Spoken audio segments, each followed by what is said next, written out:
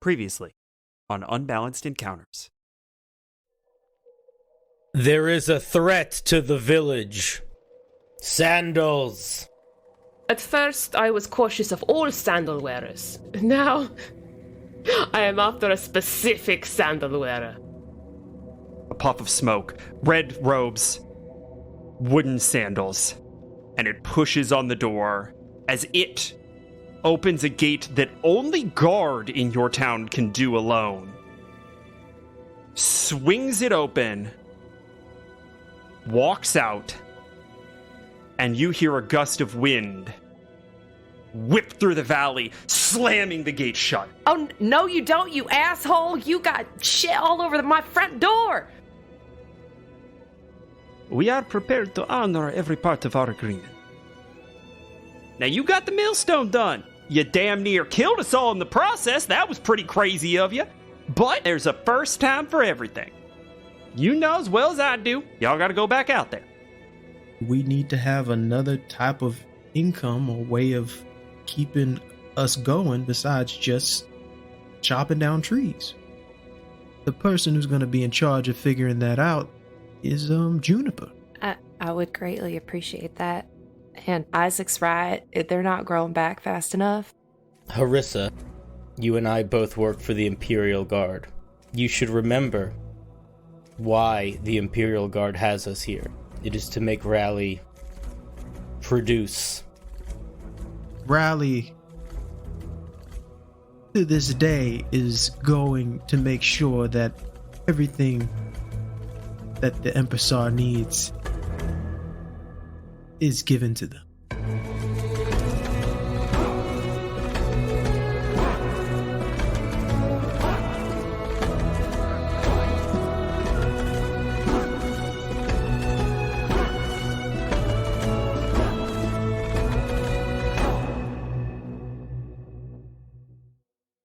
Hello, one and all, and welcome to another episode of Unbalanced Encounters, the show that dares to ask, what if Emily Axford was British, actually? I'm your host, Patrick Perini.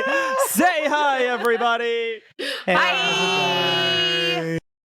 Man, I have not gotten used to those intros yet. They're so good. It's too much. It's so much. Ooh, they are a lot of fun. Can I just say to the audience, we hear these live the first time that, like, basically, Yes. like, we just heard that live for the first time. So, it just gives us all the little shivers. I I'm like the it so absolute much. All the worst. feels. You all have made your way into the Western Wealds. You are traveling some half dozen strong and have been, kind of making your way toward what you expect to be a workable copse of elderwood trees. You imagine it's a few days' journey away, but you're unsure whether or not it will end up being workable. So this could be a very long, kind of extended stay away from Raleigh. And you're about a day in, and I need June, Isaac, and Guard to please roll me initiative. All right, you got it. 18. Ooh, 17. We coming in with the big numbers. That's an 8. Guard, you and Isaac are currently facing down June. So Guard is carrying a large broken piece of an old, like, tree trunk. Guard looks to Isaac and gives a slow, kind of knowing nod, turns to June, and takes a big swing at her with the club. Go ahead and roll that attack. That is an 18 to hit. June, what's your AC? Oh, it's a 15. That is 10 damage. Whew. June, how God you doing? damn! I mean, I'm...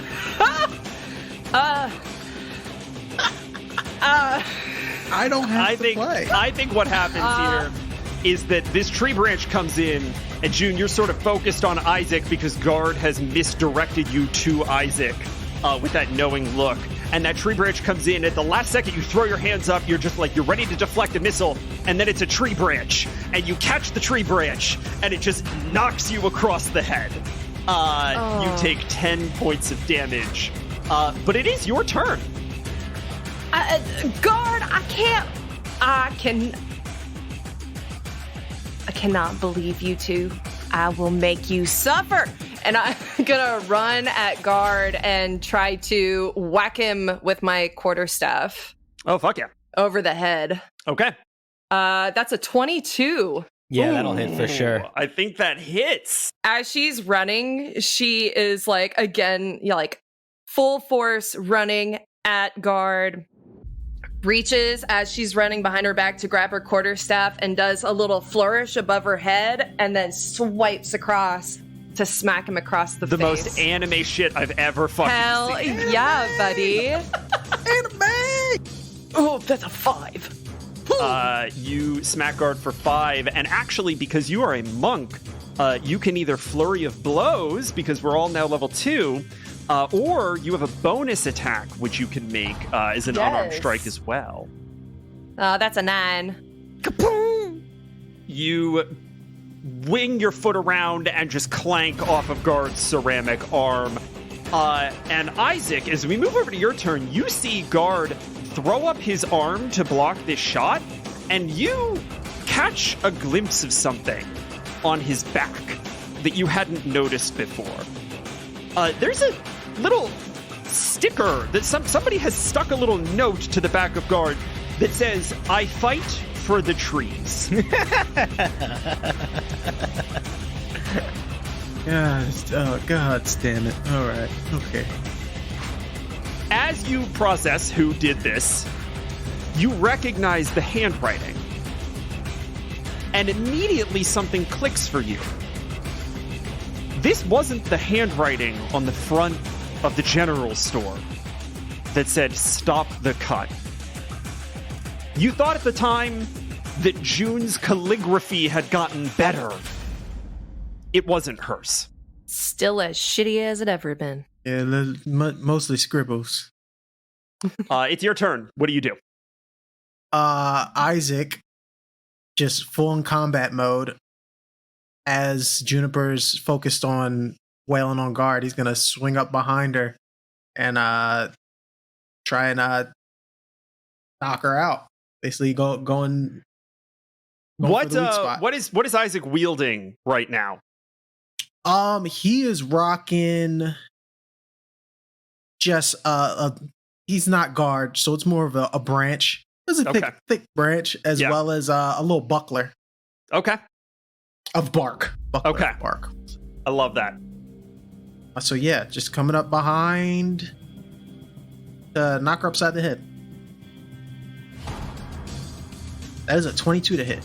She is absolutely going to try and spit as much blood in your face as possible. Oh, yeah. Oh, fuck. She's going hardcore now. Jesus Christ. All right, go ahead and roll damage. All right. That is one-handed 10 points of damage. With her middle fingers straight up at you, she falls back and falls on the ground, unconscious. Basically, as she's like going to town on Guard, just full Muay Thai, I'm assuming. Yep. Isaac just clean takes the stick, wraps it around her neck, buckles her knee from the back, and just flips her on her back.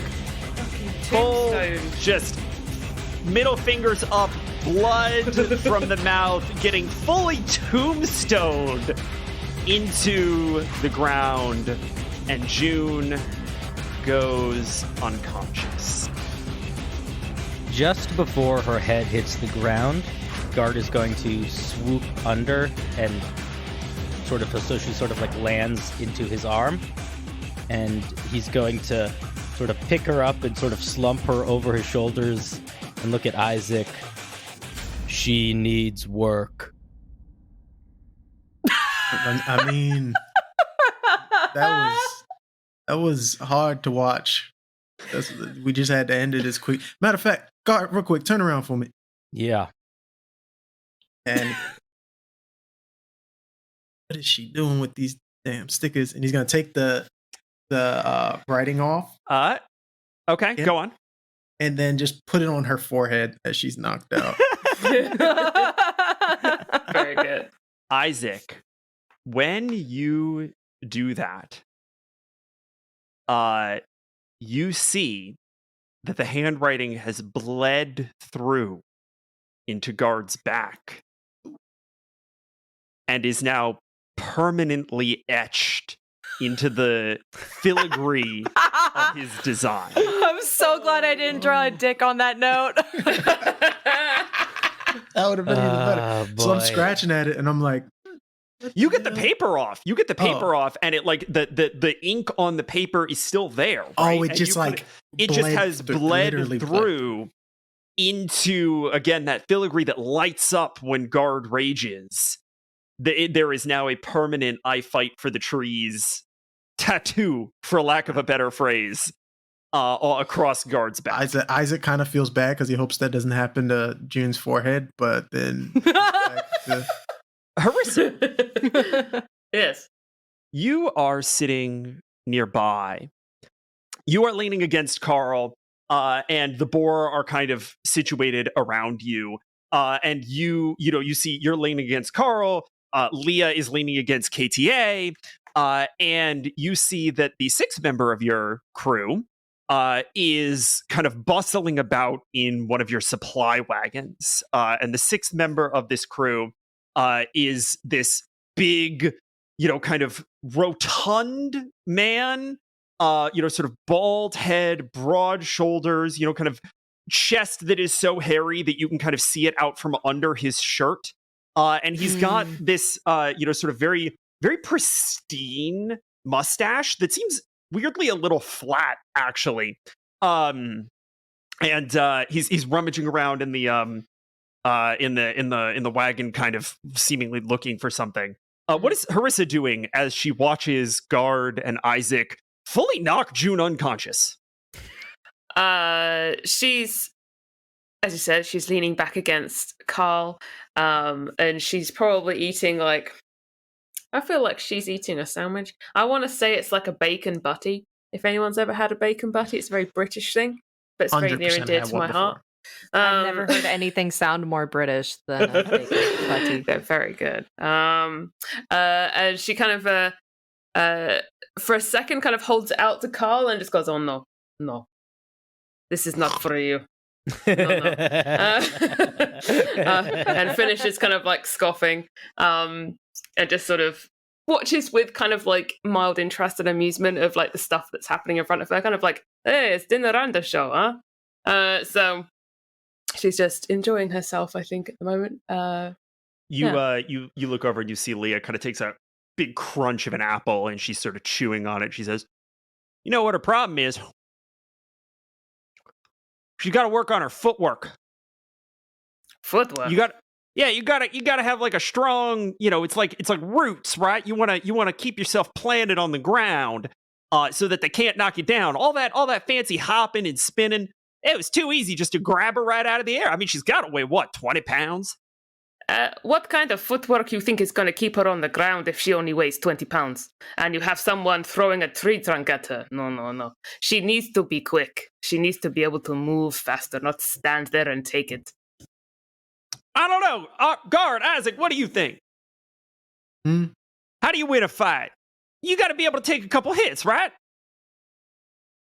It helps. it all depends on like basically who you are. I mean, if I'm a giant ceramic automaton, I would probably be able to take a few hits. But if I'm more of a smaller, nimbler person, I should probably, and he leans in to the unconscious Juniper, keep my eyes on all of my enemies so I don't get dropped onto the ground. Yeah. I mean, Isaac knows. Listen, I was going for confirmation bias, but honestly, I feel like there's an element of I'm there with you, Leah. I mean, keeping your eyes on your enemies is not bad advice. It was probably the best. Yes, I agree. You all see the sort of burly man who to be named Jurgis Verkus. I'm sorry, what? I gotta write that down. Jurgis? Say that again for the people in the Perini. The fact that you thought we'd just go by and be like, "Oh yeah, that's his name. Cool." Jurgis Verkus. His name is Jurgis Verkus, but everybody calls him Jurgis Whiskers. You see Whiskers. Whiskers, kind of lean up from the wagon, and he's got a little glass vial that he's pulled out of a bag that presumably Oz kind of put in there. And he walks over to the unconscious June, and he says to Isaac, I think I probably agree with Leia. I think that realistically, you've got to be able to have a kind of a strong center of gravity. Pops the cork off of the thing and kind of waves it under June's nose, and June, you wake back up really suddenly at 1 hit point, just like disoriented and very nauseous. Oh God, guard, put me down. I'm gonna throw up all over you. Honk.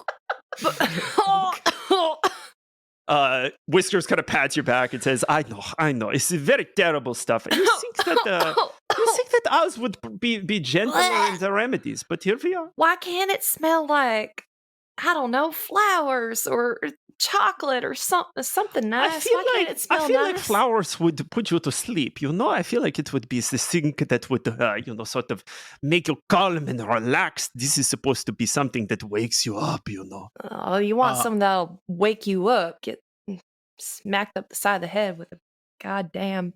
Was that necessary? Was that? You wanted to practice. I did, but I thought I'd get more than just a hit, and I hit you pretty good, though. I was very impressed with the jump. That was a pretty good hit. Very good. Guard kind of looks around at everybody, doesn't really say anything, and looks down at June. Yes, that was a pretty good hit. June just, yes. Isaac goes, gets a bucket, fills it at the creek, and then just throws it straight at June. Oh! Yep. Why? You know what? Thank you so much, Isaac, for training with me. I really appreciate it. And she runs at you and just gives you a big, like, gross, wet hug. You see, I could have moved away from that because I kept my eyes on you, but I decided not to. So that's the lesson of today, is to keep your eye on the prize. Eye on the prize. You are also faster than me. You should use that more next time. There are many creatures that are large. You do not need to be large if you are fast. I can be fast. You didn't see me chasing after that sandal guy. Oh, I can be fast. Yeah. And Isaac walks off in the conversation. I'm so done. I went so fast. I'm telling y'all, I saw him open and close that door, and I ran as fast as I could after him. I was going so fast. You know what else might be helpful in this situation, June? You must make sure that when you swing your bow staff, you swing it with the shins. If you swing it the other way, it's bad luck. I'm sorry. With the shins. With the shins. It means anti-clockwise. Anti-clockwise. With the shins. Yes. With the shits. Otherwise, it is bad luck. You when you invite bad luck into your life, you invite catastrophe. Look at the ball. KTA just kind of. Boy, look happier than anybody here. What are you talking? Whiskers, what you been smoking on? What's going on? He just kind of shrugs and goes back to put the vial away. June, God's right. You never know when or where anything's gonna happen, and he's gonna chuck that stick right at her. Go ahead and roll. Oh fuck! What am I rolling? You are actually gonna get. You're gonna get your reaction here. You're not rolling anything. Isaac is gonna roll a. We're gonna say a deck, and this is dexterity based. So I need dex without prof. So this is just a flat dex roll because this is an improvised weapon. Flat dex. Yep. Ooh, that's a nat 1. All right, June, as a reaction, you get to deflect this, which I'm pretty sure just do. You catch this thing. You could throw it back at him if you want. Yeah, I want to chuck it. Oh no, that's a 23. Yeah, I mean, on a 23, I think that I think you hit Isaac, right? Like that's Okay. if you're That's trying to fair. hit That's Isaac, fair. a 23 is so good. Oh, yeah, that Isaac, hits. I think this thing just sails straight back and just like boom, right Ooh. between the eyes. And you take 3. 3 damage to Isaac as you boom, straight in the head. Little spots are showing up. Cartoon Yep. stars. Like, See, God, like I told you, speed. Speed is the. Oh God. Oh, sit down. Sit down. That was a good shot, Juniper. Thank you. You see Leah stand up. She flicks the apple core away. All right. That's enough faffing about. We should probably get the move on. We only have so much daylight left to burn. Y'all ready to get going? Sure. June's gonna try to crawl on top of KTA's back to take a nap because she has 1 hit point. Okay. And we are gonna get into sort of the crux of what I think this episode is gonna be about mechanically, which is a little bit of a survival challenge. And so I actually expect this to take really several days, right? I do not think that this is going to be something this logging expedition gets resolved kind of immediately. And so I want to let you all kind of know what we're going to be doing mechanically here. Each day, we are effectively going to be defining how well that day goes by a group survival check, which means that a success is when 2 or more of you pass the DC, and the DC is going to be a 15. So totally not insurmountable. You need a certain number of successes in order to find a workable copse of elderwood trees. And there might be some specific stuff that happens kind of at the end of each day, depending on how your individual survival check went. A couple of other things to be to sort of pay attention to. I'm also going to be asking for some more luck checks because we're not out of those woods yet. The puns keep coming.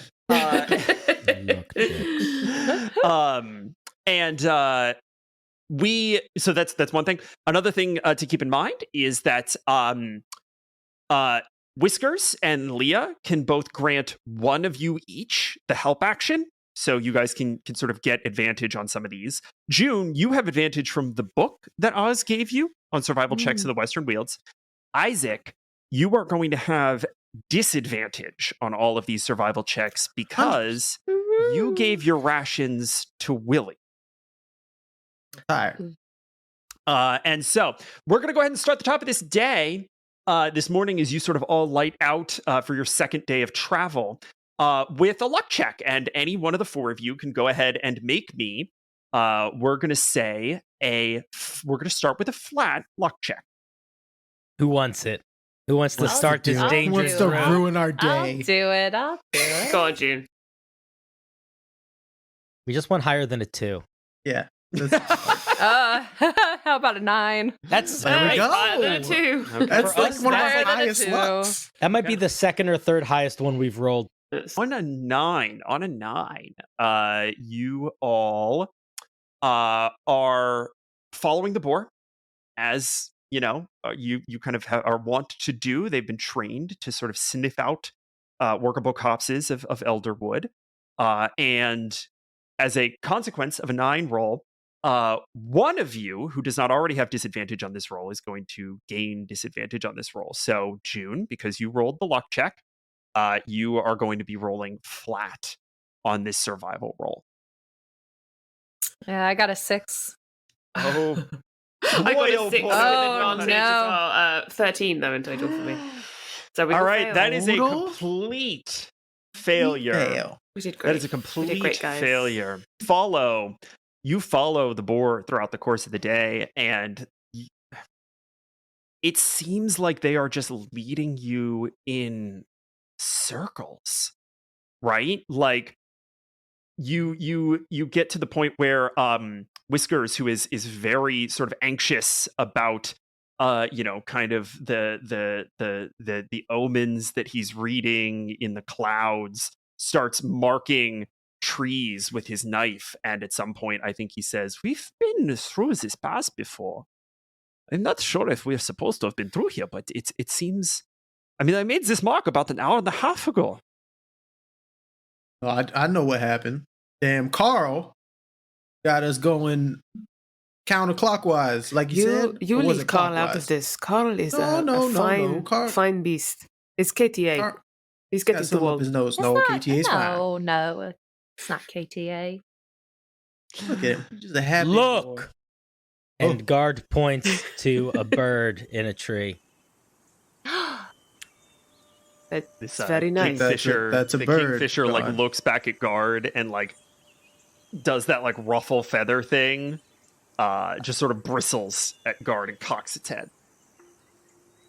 Yeah. Guard just kind of looks at it for a little bit longer of a moment than Guard normally like looks at random objects or animals or things, I guess. And then almost like snaps out of it as if he was like lost in a thought somehow. And then just sort of goes back to walking. That was fun. Oh, by the way, June, you need to look what you done did to God's back. What? What did I do? Look, what do you mean? Look, I know that chicken scratch anywhere. Look what you wrote on his back. It's not coming off. I'm just scratching it. I didn't paint it on him. It was just a note. It was. Oh yeah, use the note, and I pulled the one off her forehead. This note right here. It wasn't meant to be permanent. I mean, I didn't do that. First with the I think it general looks store, really and nice. you wrote a lot better on the general store than you did. I'm sorry. On the general store. Yeah. I've never- the big orange paint all over. It took Benny forever Orange to get paint? that off. Yeah.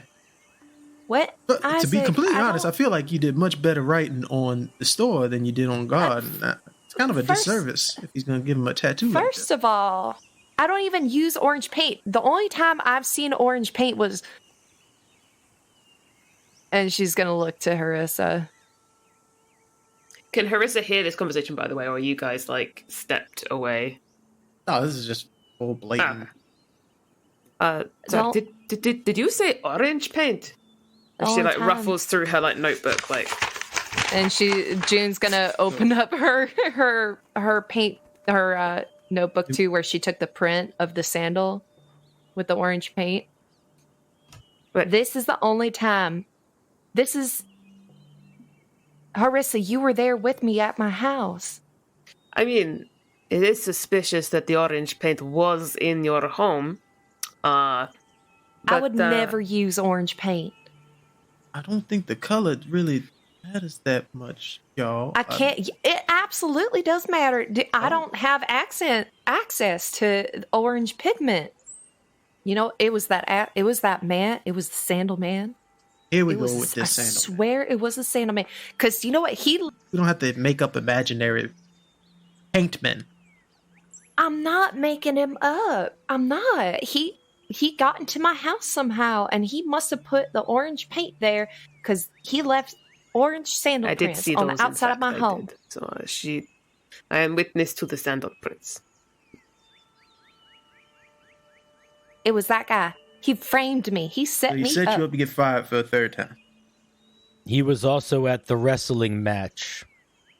Mm-hmm. I don't know why he doesn't want me to hold down a proper That is job. his main I goal don't in all understand. this, is to make sure that you are unemployed. I saw him. I would never paint the front. I took my paints to the back. I went to the back, like she said. She told me to. Insight check. Go ahead. Ooh. Ba-bow, ba-ba-ba-bow.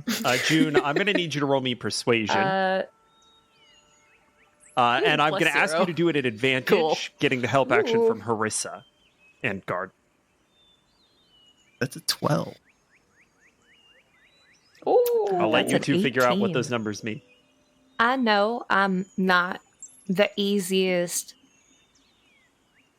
person here. And I know that you've had to pull me out of some pickles, Isaac. But I swear. I swear.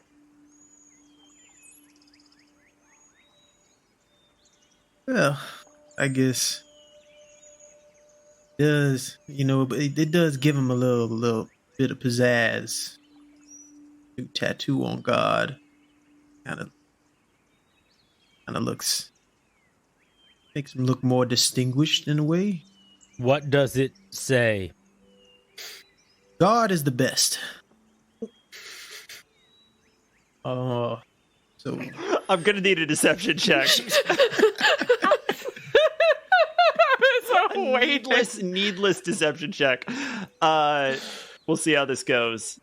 that's a 21. That's a 21. Guard, you could roll against this if you are so inclined. This would be an insight check.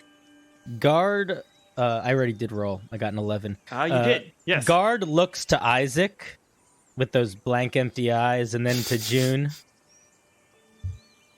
Thank you, June. Just Oh. you're welcome.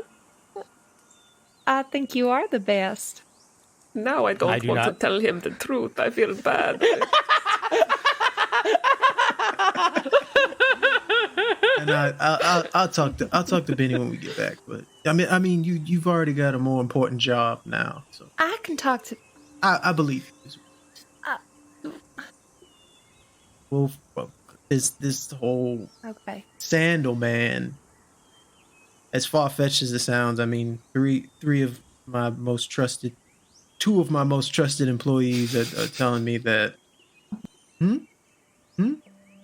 So, as you say that two of your, sort of best employees have ratified this for you, I just rolled a nat 20 perception check for Whiskers. And Whiskers, from like up at the front of the caravan, says, "It is real. The Sandalman is real." Oh, okay. So all that faith I had in y'all is completely gone now that Whiskers No, has you must established that. understand. You must understand. It is the spirit of this forest. He's a. I have Real. heard tell of some kind of sandal-wearing hooligan. Some sort of omen of bad luck. Oh, woman? Omen? Omen. Omen. Yes, it's a portent of some kind. It's a sign of bad luck.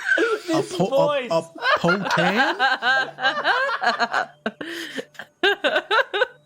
A potan. What about a rich tan? Is there a difference? He like puts his fingers to his temples and just like, when you see the sandal prints, it is of an ill omen. It is a sign of bad luck. It is something that foretells the coming of misfortune. If you ask the people who live around these woods, they will tell you. DM, how well do we know the people around these woods? Would we have heard of anything as far like as you're this? aware, there really aren't a lot of people that live around these woods. But Whiskers is a weird one in that he was kind of in the area before you were. Whiskers is an older man and he's from kind of the same general part of the world as Sherwood. But like has from kind of his own admission traveled all over and been a bit of a wanderer. And you found him not too long after you found Leah, just like walking through the woods without meaningful provision or like way of staying alive. And Dale offered him a job just to like keep him from dying. And he's useful. He's talented at sort of wood cutting, and he often serves as sort of your makeshift cook when you guys are out on sort of these excursions, which is the capacity in which he's acting on this trip. But he's also a little quirky. Whiskers, aren't Yeah. we the folks that live around these woods? Isn't that us? We are the folks that live around the woods now. You're saying that there's other people out here?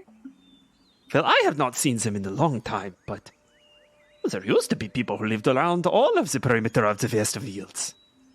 And the Eastern Fields before the Empire took it over. So, now, Whiskers, this is the most important question to ask. Yeah. how many of these wonderful herbs and mushrooms had you ingested whilst meeting these people? I am not sure what you are implying, Isaac. No, I'm not sure what your assertion is, but quite. I mean, yes, you live off the land, you eat the plant, and you ward off the bad portent. Absolutely, because what a little whiles back we had an individual go exploring and took a little field trip out into the woods, came back all talking about wonderful magical situations happening in the forest. But June is going to throw a stick at Isaac. How do we fight it, Whiskers? Whiskers actually seems to contemplate that for like a couple of minutes. He looks up and says, he actually, when he looks at you, he sort of adjusts his mustache, which seems to move kind of independently of his top lip. Of course it does. Of course it does. Of course it does. He's amazing. And he looks back at you very intently, and he says, "The people of the Western Fields that I had met did not believe that you could fight it. And now that I'm thinking of it, there was a tribe of people on the Eastern Fields who told a similar story. They said something about sandals and omens. I believe that their typical way of responding to seeing such things was to move." Oh, see? There you go. We just move. We just leave this entire area. And Whiskers looks back at Harissa and says, "Miss Harissa, have you ever heard of the Tanin people?" I think Harissa is going to kind of like pause for a minute there and just kind of, for a split second, I think depending on insight checks here, someone might see kind of like a little bit of a kind of eyes wide kind of shock and then quickly hidden again. And she'll say, I have heard tales of them, yes? Yes, well, I mean, they are people that have long since disbanded, but I have collected stories that suggest that there was the ones on the Eastern Fields who held this belief that the portent of the wandering monk in the woods was enough of an impetus to move the entire tribe. Now, I do not know how accurate these assessments were. They're merely stories, but it is of bad fortune. But why would he come around? Oh, I have no idea. Also, you should make sure that you turn around 3 times and spit.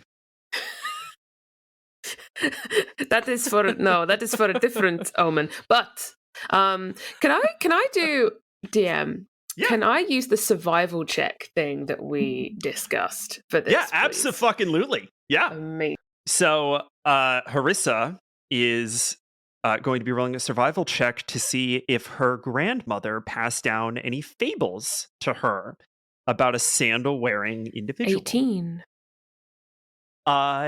When on an 18, when Whiskers finally puts the phrase "wandering monk" into your head, it becomes something that you have a vague recollection of. It's almost exactly what he's already said in this conversation, right? Like, it was nothing more than almost this boogeyman of when the wandering monk begins to appear, you need to move.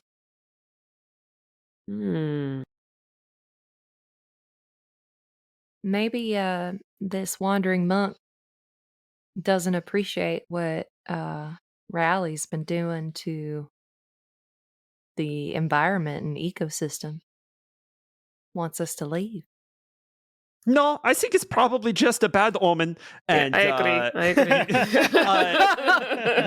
Whiskers fully just That's so takes funny. out his axe, cuts a branch off of a tree, and starts whittling it down into like a toothpick. I will say as well, as soon as June mentions wandering monk, like Harissa will kind of like tap her chest 3 times and spit on the ground. You tap, not spin, for wandering monk. You have to beat your chest 3 times and spit. Isaac looks at guard. You are You and Leah are probably the only people I can trust out here. Jokers are insane. Guard looks at Isaac and gives a very earnest nod of acknowledgement, taking him deeply at his word in that sentence. You too, KT. Carl. I still don't trust you. Carl's on thin ice. Then KTA is just like nose in the air, shit-eating grin on his face, just like prancing next to Isaac. Let's find some trees. All right, so that is going to be the majority of the day. This was a rousing failure, but fortunately not, sort of the worst possible with those, sort of 12s and 13s. We are going to, sort of move into the night of this first day. And as we come to the end of our day, we are going to deal with the individual consequences of that survival check. So you all don't manage to find a copse that day. Not an old one, not a new one, no elderwood at all. The boar seemed to just be too perplexed by their own shenanigans to actually lead you to anything meaningful.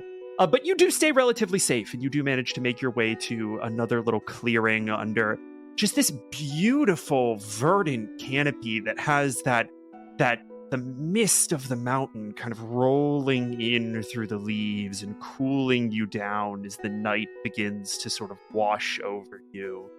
And you hear, off in the distance, little skitters of creatures that are bedding down for the evening. And you sort of push away some vines and kind of move some foliage and set up a little camp for the evening. And we are going to resolve everyone's individual roles. And I'm going to go around the table. I'm going to ask you for the individual result of your survival check. So, June, what did you get on your survival check? A 6. Okay. June, you are going to we're gonna deal with that. Guard, what did you get? A 12. Okay.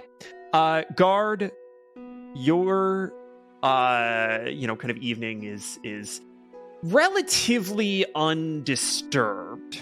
And I am going to give you a choice actually here. Would you rather take a level of exhaustion until your next long rest, or lose an item of my choice? Okay, yeah, you'll see my character sheet is pretty bare for items, but I'd rather lose an item to the forest. Okay.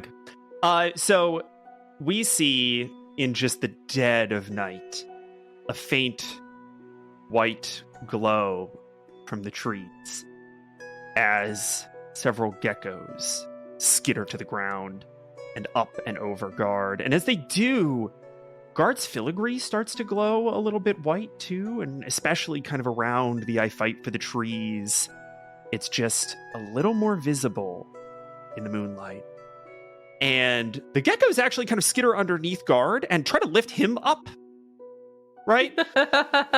And they just can't, right? Guard is far too big. And so they sort of give up on that initiative, and they sort of crawl kind of around him and grab sort of one of these little mundane items. Guard, you have lost your torch. So go ahead and remove that from your inventory as these curious little geckos take the torch and skitter it back up off into the trees. Harissa, what was your survival check? I had 13. On a 13. On a 13, you really just can't find a comfortable position. It's the worst. And you do not gain the benefits of a long rest. You can take the benefits of a short rest as you kind of toss and turn in your sleep. Thank you. You also will not take kind of creeping exhaustion from that either. And Isaac. Yes, Slim. You got a 7 as well. Okay. So I think that what this looks like is got a lot on his mind. Yeah, I don't even think there's like a forest thing that happens to the two of you here. I think that both of you were just so vexed about the realization that June has been framed, and that like, what does that mean from the safety of Raleigh and that perspective, right? And also just like, June has asked this question several times. Who would do such a thing, right? Like, what is the motivation of this person who is obviously intending on doing you harm, but going about doing so in a very circuitous kind of way? What does it mean? I think he's also thinking about how that carrier found out about the discussion that was at the town meeting. Yeah. And June, I think that you are, likewise racking your brain to try to figure out how you're eventually going to come up with another way to get Raleigh out of the logging industry. You are both going to take 1 level of exhaustion as you stay up all night. Meanwhile, Harissa's just A little off and on. just like snoring in the background. Your snoring was bad, KTA. You all wake up, and it's another day, and another chance to do a better job than you did yesterday. We can certainly try.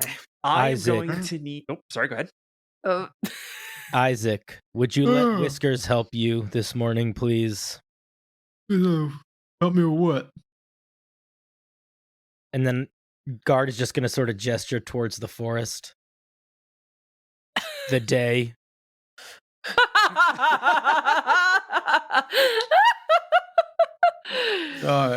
Okay. June's exhausted. Yeah. But she wants to keep working on her training. Mhm. So she she went ahead and like hid out just above where Guard is. Like if there's a tree, she climbed up the tree. Yes. And is waiting for Guard to wake up. And she's going to drop down on him and try and grapple him.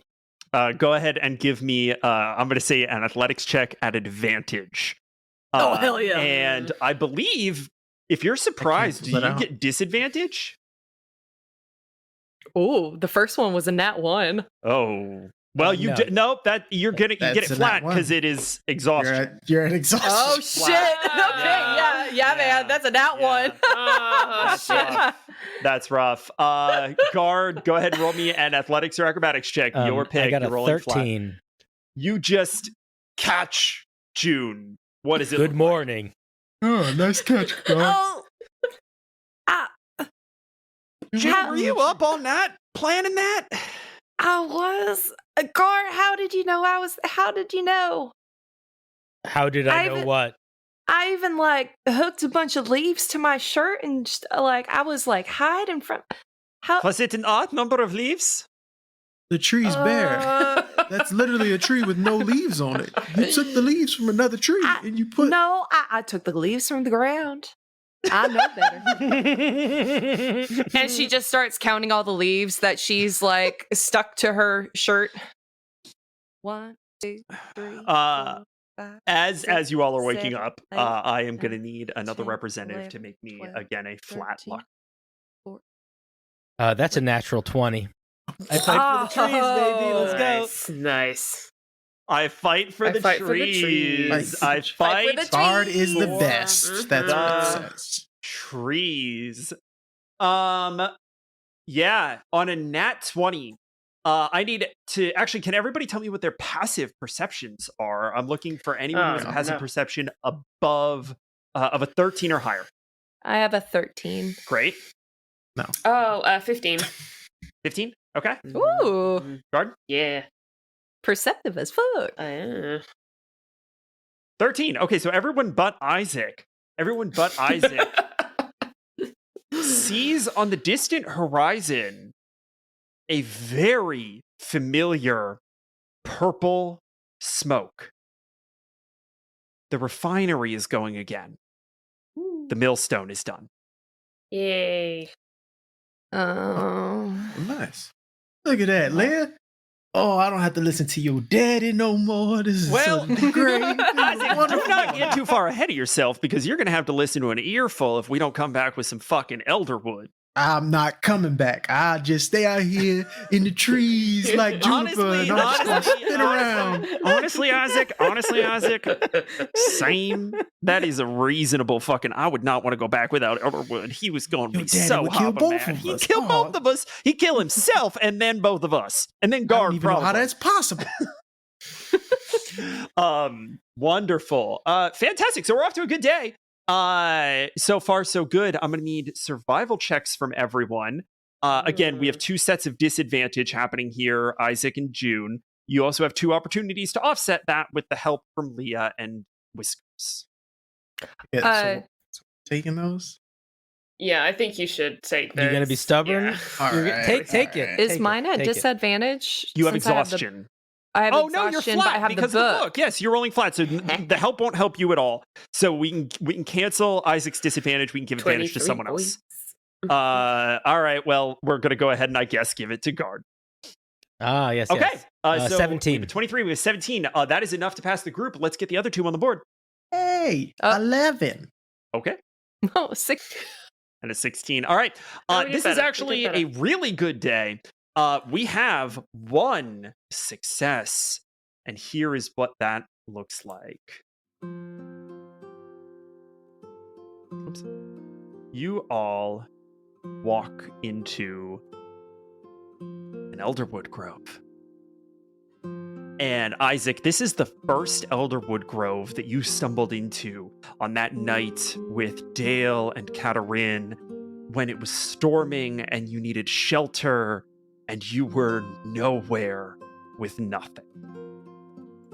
You remember because there's a rock carved with the symbol of Agra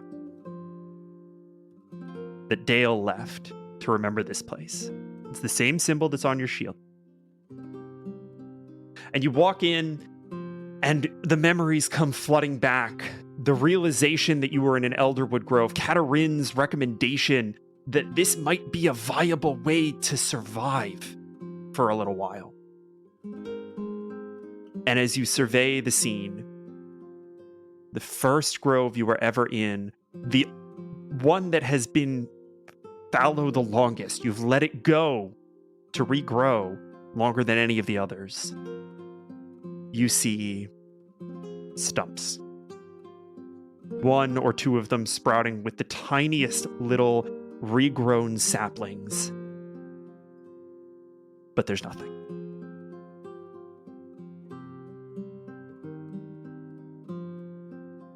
Oof, 20 years.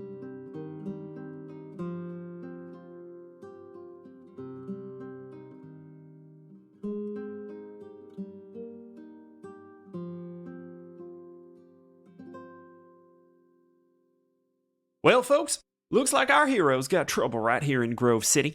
That capitalist sword of Damocles be dangling over their necks. As it does over us all. But good news, we have a few new ways you could support the show and help ensure hundreds of episodes to come. Firstly, we're super excited to announce that we're going to be taking on paid promotions for projects that we like and want to hype. If you have a project that you want to promote on the podcast for as low as $15, shoot us an email at unbalancedencounters@gmail.com. Secondly, our Patreon is going up soon.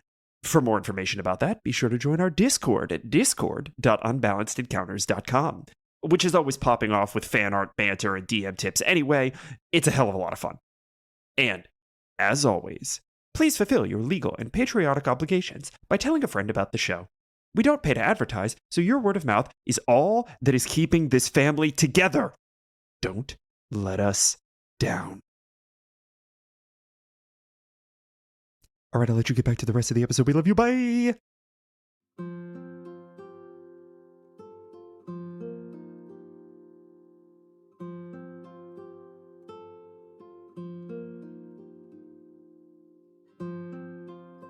June is gonna go over to one of the stumps and examine the little growths on it. And has she ever seen regrowth like this before? I would imagine, I mean, growing up, you can tell me how much you were in the actual groves, how much, sort of Dale would have taken you out to the sites, if ever. But the reality of Raleigh has been that these copses regrew in weeks.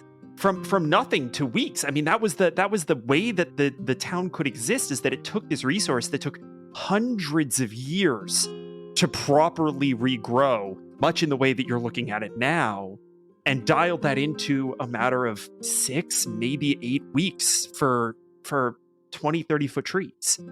And in the last few years, in this waning period since your father's passing, it's kind of stopped.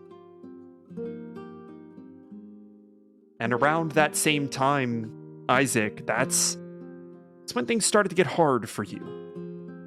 And it's impossible to say whether or not that was because Dale was shielding you from the burden of command, or because, well, as Whiskers might put it, your luck ran out.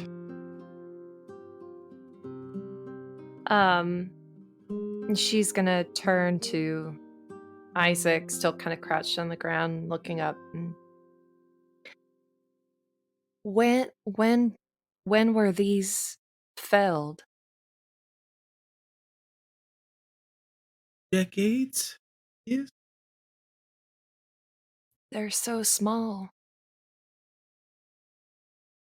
Yeah. Usually they sprout up a lot fast.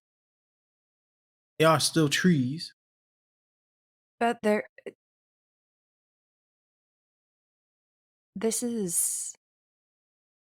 it's like they're stunted or something. What could do, why 20 years? They should be taller than me by now. She's just going to examine around, like, looking around the grove and examining the stumps and taking notes. DM. Yeah. While she's examining these stumps, can she tell from, like, the sap, like, if I'm running my hand over it, like, can I tell, like, has the tree had time to create kind of a scab, for lack of better term? Go ahead and give me a nature check, and I'm going to give this to you at advantage for how long you spend in the woods. That's going to flatten with your exhaustion. Okay. That's a nat 20. Nice. Let's go. Plus 4 for a 20. Two nat 20s. June, you run your hand over the top of this wood, and it is rough in places and soft in places, and you run over a little bit of moss. This is an old cut. And I think you actually get to,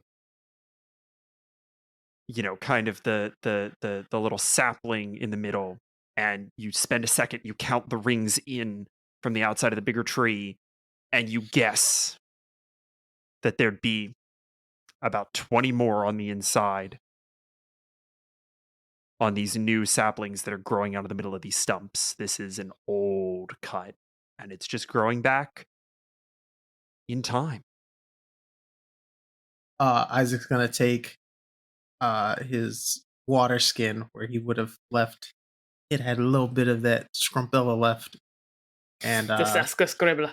yeah, and Yes. and he'd pour it out twice on that rock. Nice. Nice. Does June see this? Isaac's not stealthy. Yeah, I think so. I think so.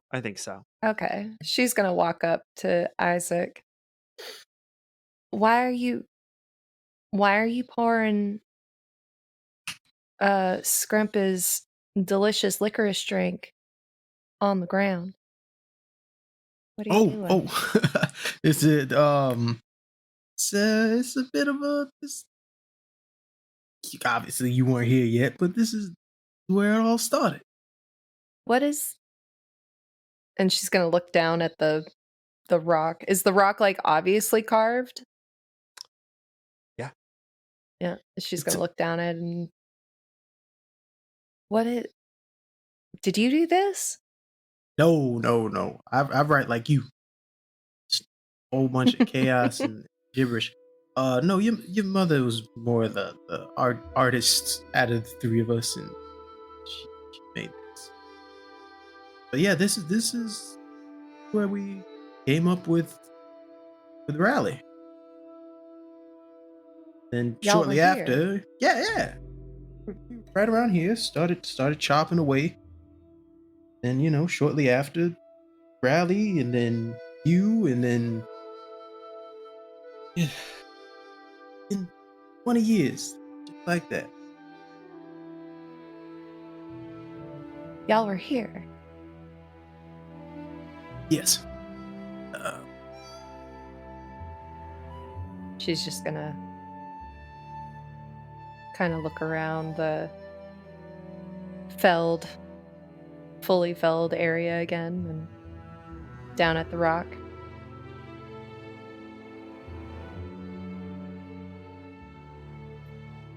Sure left your mark, didn't y'all?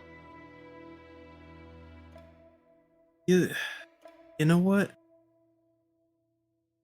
When you're trying to survive, keep life going. You'll leave your mark sometimes in a good way, and sometimes in a good way, and sometimes in a bad way. Well, maybe together we can heal this one. Yeah, I don't know what Harissa might glean from this, but can she do some kind of like just investigation or insight on just the entire grove? Yeah, actually, please do give me. You could tell me. Roll either investigation or insight, and you're telling me what you're rolling, so I can give you the right response. Insight is slightly better, so I should Go for it. do Yeah. that.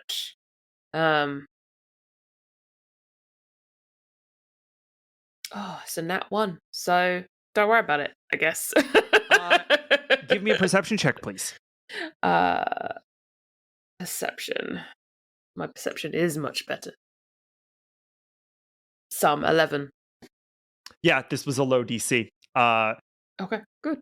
All right. You are sort of looking around, you're kind of trying to get a sense. And I think you're doing that thing that people who really don't know what they're doing do when they're trying to move through a space, right? Like you're like touching things and like looking pensive. This looks interesting. Yes, and I'm just looking at like a frog sitting on a toadstool, just like, this frog looks suspicious. The frog hops up at you and you stagger back, you kind of recoil out of the way. You like twist yourself around a little bit, and in a clearing between two trees on the edge of this copse, just, sort of regular ass firs on the edge of this copse, you see a flash of red robe. Bastard! I yell, obviously, bastard, and I just go, and like spit on the ground. Did we see? No, nobody else saw. You guys are all sort of focused inwards. I don't think we should camp here. I think we move on. This is obviously we can't find wood here. We should move. Let's go. And she's just kind of like trying to shoo people. Like, if she had a broom, she'd use a broom. So you could keep moving and choose to, sort of bed down a little after dark, or you could choose to stay here and not waste that much daylight. It would be not good for us if we stay here. I think we need to move and see if we can find another copse while we still have daylight. Harissa, there's something happening here. There's This is certainly not something, normal. You guys something hear not good happening here. the boar are starting to get a little agitated. Oh, okay. I think we'll have Harissa lead us on this one, and we'll go ahead and Leah, Whiskers, Carl let's takes off into the woods. Whoa! Carl! Somebody go Carl! get that damn pig. I'm gonna charge after him. Okay. You charge after him, and you eventually catch up, and it is not too terribly much further away that you eventually do find, I think, a more suitable clearing, and the boar kind of tumble their way in and start to calm down as the sun kind of creeps toward the horizon. And with that, I think we're going to move to the evening in this clearing where the boar have, kind of found a place where they can be calm. And without even being told, Whiskers just starts setting up camp. Like, that is more than enough of a sort of an indicator for him that this is an okay place to be. And you all are sitting around the fire after a, somewhat successful day. You found a copse. It wasn't workable, but it's a start. And I've rolled a d4 here. Isaac, it is your turn to tell a campfire story. Oh. Oh my Cool. goodness. Yes. So there I was, minding my own business, doing the formal patrol of the area of Raleigh throughout the night. Creeps and critters all throughout, making things very unsettling. And then suddenly, bam! I noticed Scrumpy was acting a little fishy. He was out late, not at his usual spot, which is his vicinity. So you know what I do? Sneak up behind him and start tailing him. Now, Scrumpy doesn't hurt anybody, but something was off this evening. I was gonna figure out what it was. And sure enough, 5 minutes into tailing this man, you know what I find him doing?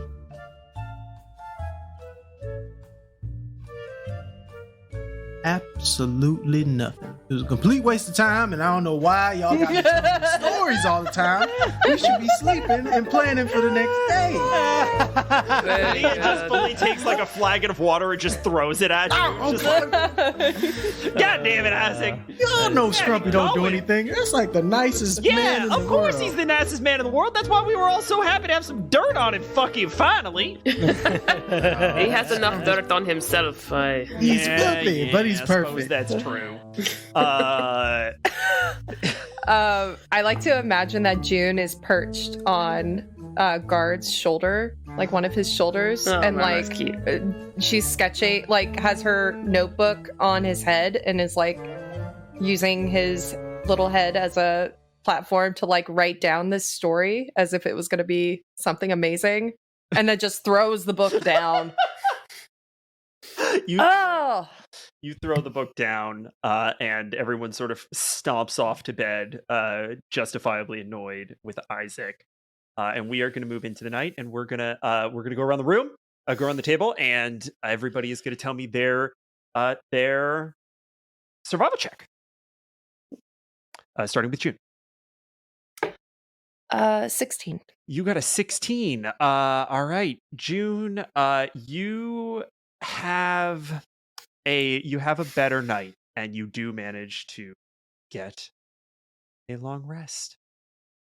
Can I sleep up in one of the trees? Absolutely. I think that's actually part of how you manage to get kind of a better rest is you get yourself into a higher vantage and just kind of nestle into the tree and remember what it's like to be out here again. Guard, survival check. I got a 17. On a 17, you also get the benefit of a long rest. There's something I wanted to do Yeah. during my century's rest. When everybody's asleep, Mhm. I'd like to take a minute and Guard kind of I don't think anybody's awake, but Guard kind of I don't know how to describe it. Relaxes, for lack of a better term. He sort of unstiffens a tiny amount. And he just takes a very slow, melancholy almost sort of circle around the camp. Mhm. And differently than I think he probably, thinking that he's doing sort of a patrol, but it's much more of a meander than he normally would do around the town. And if there are any sort of like noises of animals or wildlife that he sees, Yeah. I think he's just going to sort of take a little bit of time and just sort of like watch them a little bit. I like that a lot. What was? Did we get a nat 20 on one of these survival checks? I got a No. nat 20 on my luck check. You got it. Yes, you got a nat 20 on your luck check. All right, I'm gonna let that ride. As you're sort of wandering around in the sort of the woods surrounding this little camp, you see the geckos, and they are kind of up in the trees. And at night, they seem to take on this quality of almost fireflies. They reflect the moon, or maybe they're glowing. You can't quite tell, but they're brilliant white and just pulsing. And you see them kind of skitter down. And one of them kind of crosses your path, looks up at you, cocks its head. I cock my head. It sticks out its tongue and sort of wipes its eye. Guard is gonna like lean down, Yeah. like sort of get on all hands and knees and just kind of like look at it. Not even gonna touch it. I'm just gonna sort of look at it a little bit more closely. I think it skitters in and it kind of looks at you more closely.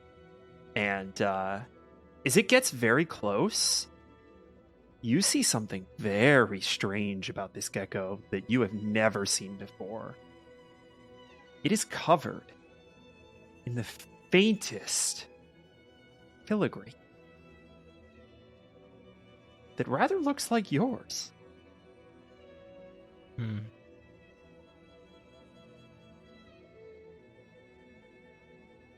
Guard is gonna reach out with one hand and just see what happens if he tries to sort of poke at it very gently. Reaches out with one hand and one finger, kind of ET-like.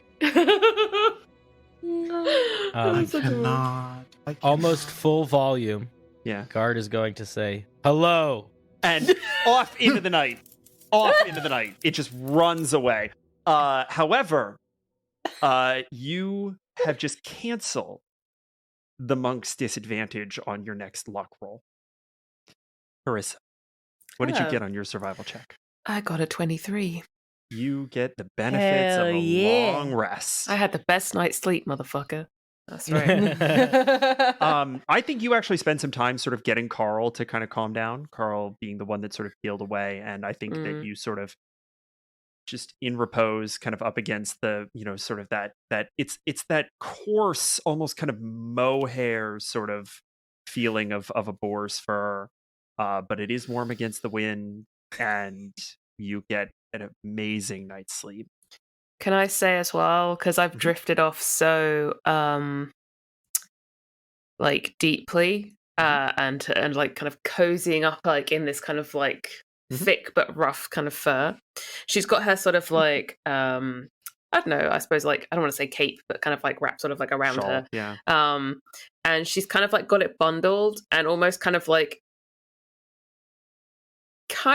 mimicking that sort of like hugging of a thing, like at the front of her. Would this be a lizard-sized shaped It doll may thing? be. It may in fact be, and she doesn't realize she's doing it. She's so deep in sleep. And you don't see this, but as you sleep, a gecko skitters down onto Carl and just taps your little shawl where Mr. Spinks would be. About this. Isaac, what was your survival check, please? An 11. All right. Isaac. On an 11. You can make a choice. You can take a level of exhaustion, which is probably not going to go super well for you because I think that would be 2 and start to slow you down. Or you can lose an item of my choice. Yeah, we're gonna go with gecko robbery. All right. Well, once again, the geckos make their way in, and this time they actually kind of come in a bit of a drove, as if they sort of know something about you or what they're trying to do here, and they swarm the shield. They swarm Dale's shield, and they lift it, and they pull it up the tree, and they get about 9-10 feet away, and it just falls, and you but nothing is out of place, so you drift back to sleep. A little while, yeah. I would say, does Isaac notice like the shield's been moved? Not really, like not more than Okay. it would have just been moved from you shifting, right?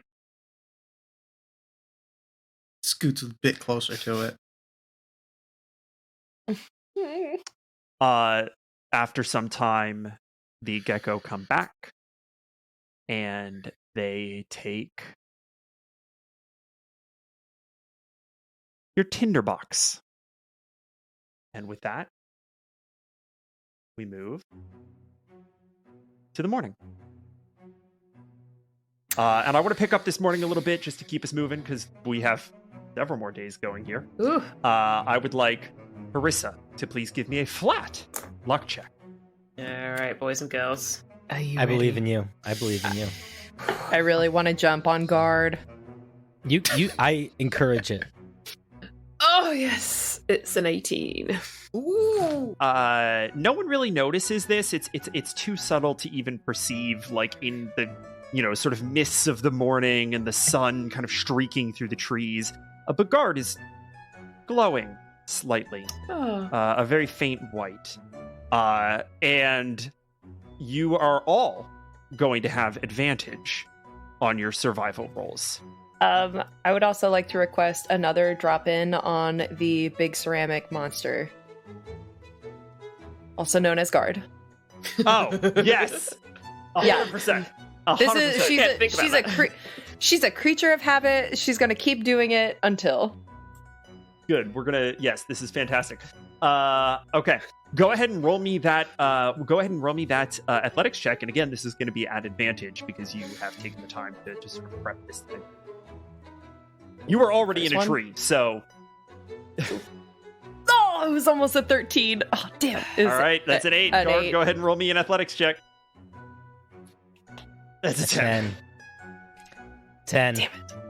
Guard, June lands, and I think this time lands like on your head and like gets her arms around your neck, and then you just grab. Good morning, June. Good morning, guard. Oh. Oh, did you sleep well? I met a gecko. You met a gecko? Yes. Oh my gosh, aren't they like the cutest little things? They're just like, oh, did it glow? A bit. Did it glow for you? Oh, it did. It touched my my gosh. finger. Oh. And she's gonna pull out her sketchbook and like flip to the gecko drawing, hold it up. And, Did it look like this one? Because this is the one that I saw near Raleigh Guard takes before the we book, left. kind of like looks at it. Guard, the missing detail here is the sort of almost invisible filigree. Yeah. Mostly, but it had patterns on its skin. her jaw just hits the ground. I don't know if Guard notices that it matches the porcelain on his ceramics, but if you are seeing it, it is very similar to the style that is on his big plates. It looks like you. That's so cool.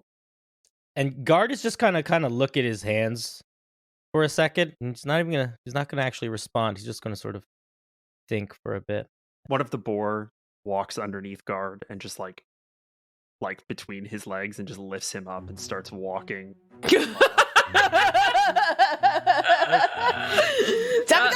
KTA. My life. And we traverse through the Western Wields again, and we had a success on that group survival check. We had a 20 and a 17 pass the group survival check.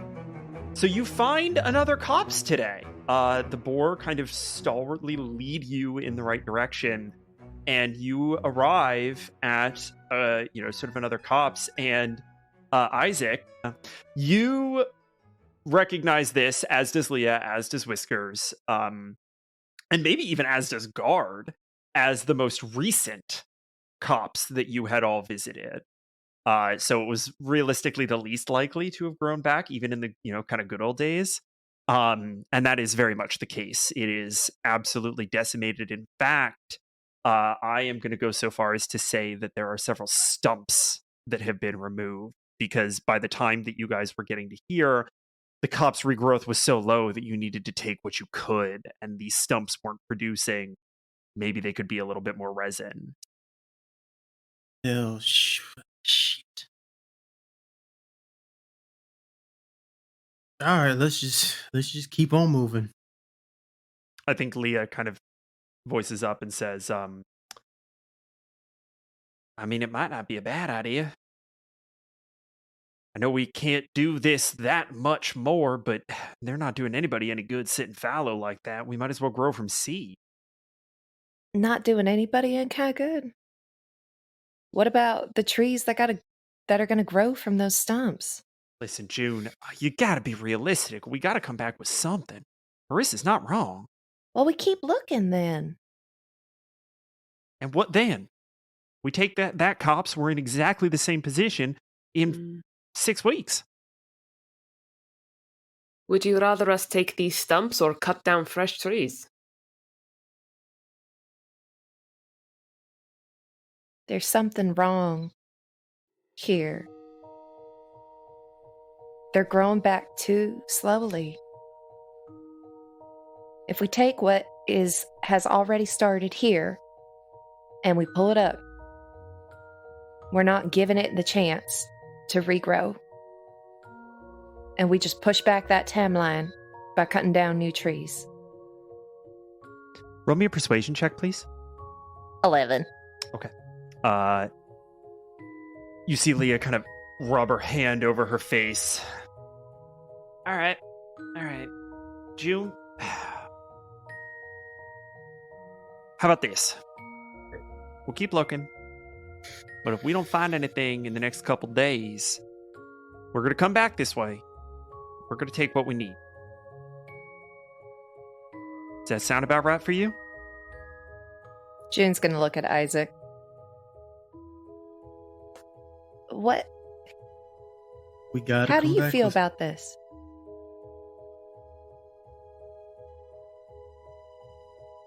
The Empressar is a stubborn individual. Not someone that Riley can be on the wrong side of. Isaac, while you are not lying about that fact, you are omitting a very large portion of what motivates you to say it. I would like you to make me a deception check. Anyone who has a passive insight of 11 or higher recognizes that Isaac is leaving something out.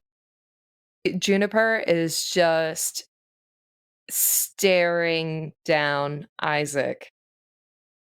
I'm going to do my best, but we got to give this forest, at least some of this forest, a chance to regrow. But let's just see. Layla, if you're saying that we can go on a little bit longer and see what we can find, then let's do that. But let's not take the stumps just yet. Not yet. June is gonna take her daddy's scarf that she's wearing and dramatically flip it over her shoulder and storm away. June, I need you to make me a luck check, please, as you do that. Okay. I can do that. It's a lucky flippy scarf every time you flip it. Lucky, sir. Does anyone have a passive perception of 18 or No. higher? It's a 9. Oh, Jesus, no. I've got a 15 passive perception. Okay. June, what is your passive perception? 13. and my luck roll was a 9. Yeah, it was. I hate it when you do that. I fucking hate it. It's like with that charisma That's so check. It's just like, funny. yeah, thanks for that. You're like, I why? love it. I love it. I I lo- love it. I love it. I love just rolling dice. Okay, so I think we're going to go ahead and move on. We push forward. There's still plenty of daylight left. You found this actually relatively quickly, but that you don't find another one today. You do find a suitable place to kind of make camp. It's a little more dense, right? Like you're getting out into kind of the deep wilderness of the Western Wealds, and you find that you're having to move aside more and more vines and bramble, and it's just getting more difficult. And you do manage to find, kind of a safe and reasonable place to bed down for the night. And June, it is your turn to tell a campfire story. So there I was, in the forest. Just me, my bow staff, and the trees. And I was creeping along. And I started moving around the trees, and I could hear something. Rustling. And it was getting closer. And closer. And closer. And closer. And I moved closer. And closer. And it rattled again. And I hid behind the tree. And when I peeped out, there were these big old eyes looking at me. And they were glowing. And it was a gecko with these big old eyes. And I looked at it, and it looked at me. And I looked at it, and it looked at me. And I looked back at it. And I said goodnight, and I went the fuck to bed. Because I was going to have a hangover the next morning because I ate something that I wasn't supposed to. Glorious. Fucking glorious. Once again, I think just like in now what is becoming a bit, Leah just like hucks wings a cup of water at you. Oh no! and then everyone turns in for the evening. And we are going to go around and do survival checks again. So June, I think that the pressure of command here, right? The pressure of having to come up with an answer to make this work weighs on you a little bit. And you do not get a long rest, but you do get a short rest. You just you're tossing and turning. She, while we're out here, Yeah. she is always posting herself in a tree above guard. Not just because she wants to try and get the jump on him every morning. But I think she feels like, this is somebody who's seeing things that I'm seeing.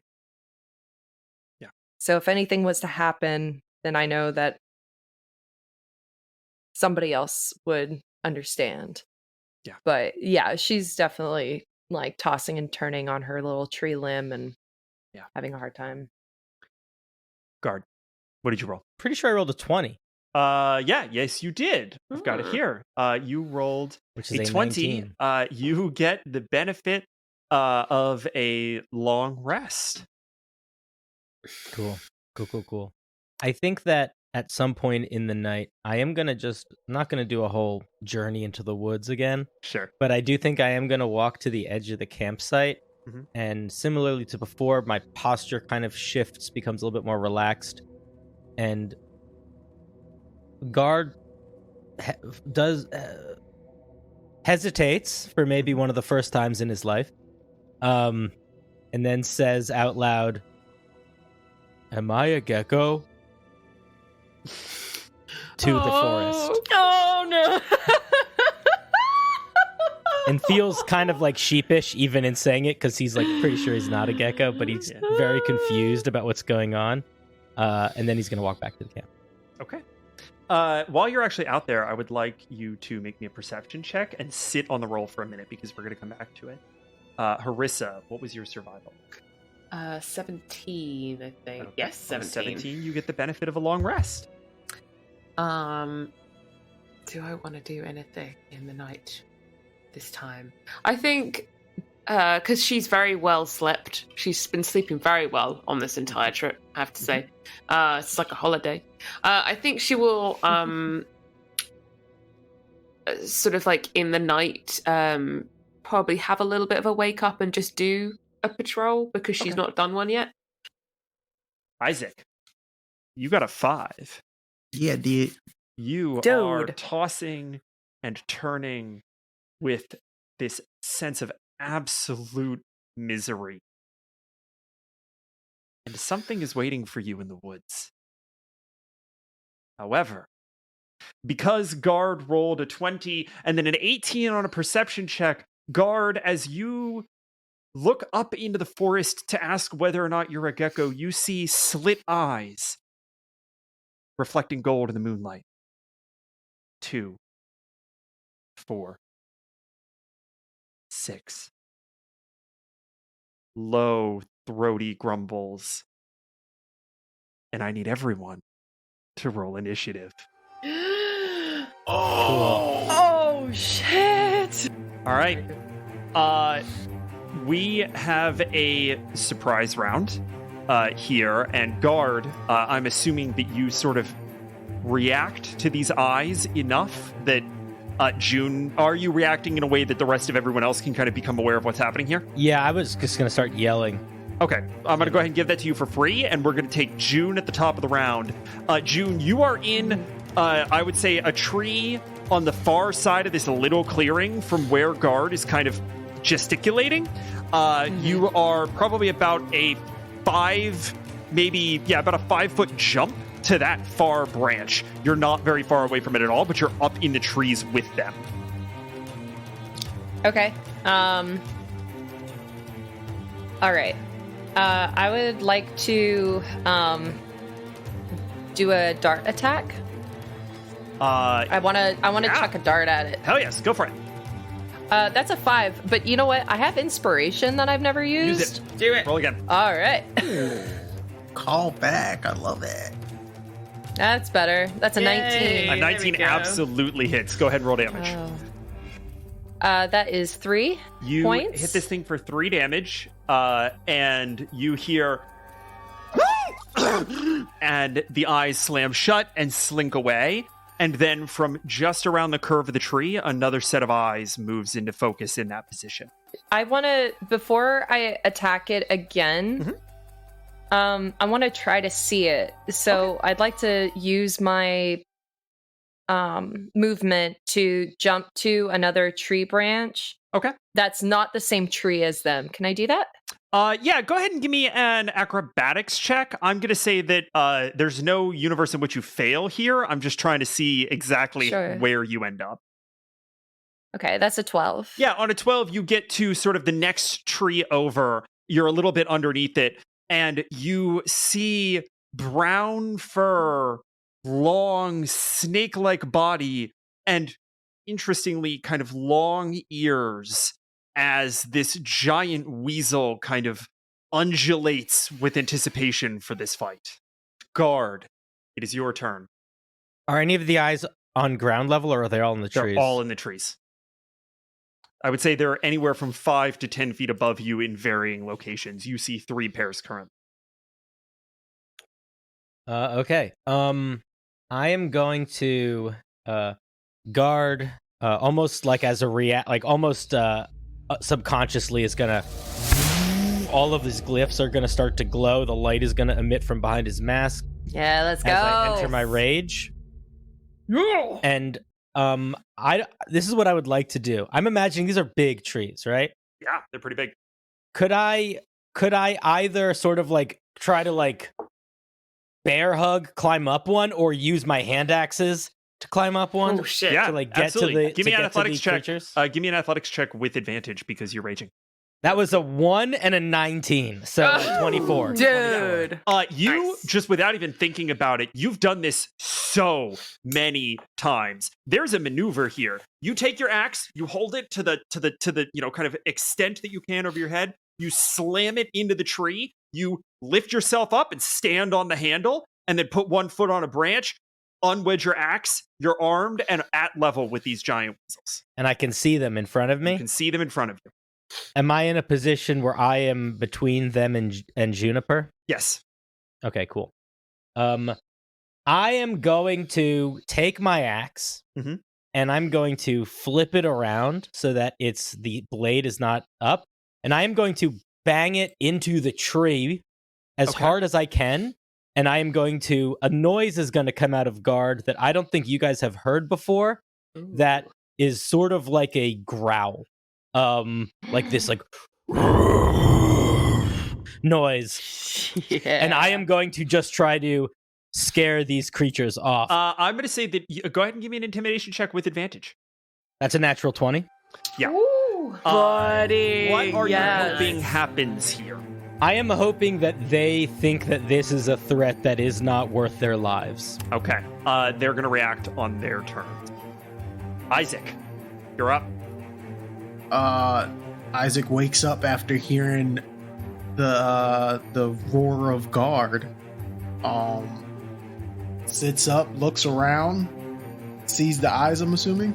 He's just gonna look where everyone is and pick up the shield and just take a defensive stance in between anybody who's on ground level. Leah, Between these Whiskers, the Boars, your supplies. Yeah, so Harissa, he's- maybe, but yeah. Okay. So dodge action for Okay. Isaac, but Okay. defending them in that space. Great. You set up the dodge action. Wonderful. Harissa, that is your turn. Hello. I think Harissa, as soon as she hears the noise, she's quite alert already because she's looking around anyway. I think she's going to kind of spin around, see the eyes in the trees, and just instantly sort of pull out her bow, knock an arrow, and I am gonna for my bonus action, I am gonna hunter's mark the one that I can see the clearest. Okay. I think she just kind of You just super focuses on the one that she can see, just kind of completely kind of zones out of everything else, and I'm gonna do sharpshooter. 17. Woo! Yeah, a 17 hits. 15 Dead. plus. Okay. You shoot this thing. Plus- We all see Harissa knock an arrow. Just Harissa, everything in reality falls away, but this target, this is what you fucking do. And in one fluid motion, you click your tongue, knock it as your enemy, let loose the arrow, it goes straight through the neck, pinning it to the far tree. Wonderful. June, we are back at the top of the order with you. You have just seen one of these weasels get lifted off of a lower branch and pinned into the tree immediately below your feet. He's gonna shout out, "They're weasels! They're huge weasels!" How many are there? Fucking Whiskers. Shut the hell up. There's a lot. I need to know specifically. Can she count? Can I see how many? You can make a perception check, yeah, sure. This fucking guy. I mean, why not? 3.5. Mhm. Right. The weasels take Whiskers. That's a 10. Well, there was at least Funny, one. Emily. There was at least one. Yes, for sure. Gosh. June is torn right now because Yeah. that first dart was out of just knee-jerk Reflex, reaction. It is kill or be killed, June. Now is not the time. And I gonna throw Well, she doesn't know how many are over there, so she's gonna jump to the tree that they're on. Okay. And try and take out the closest one with her quarterstaff. Okay, I'm just going to give that to you because you're very close now.